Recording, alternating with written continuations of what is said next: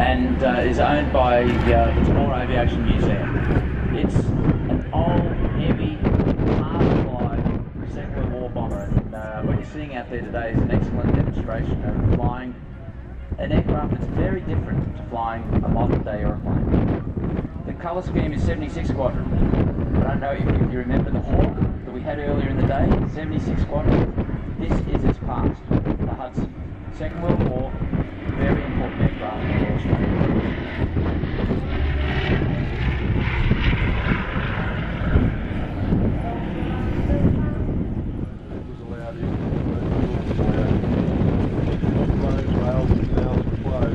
The Allies decided they were going to airlift all the supplies for a city.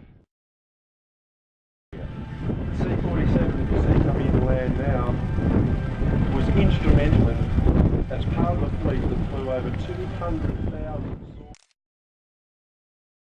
year and carried 9,000 tonnes of food and fuel to people of West Berlin. 36 Squadron of Royal Australian Air to that mission with their C-47s, and finally in May 1949 the Russians realised the Allies weren't giving you up.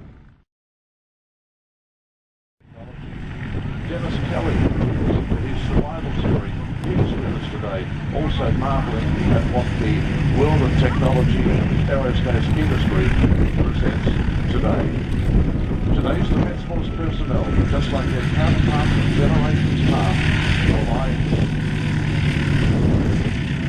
on the friends, company and support that sustains them through hard times. Together they experience the discomforts, dangers and also the satisfactions that come with service.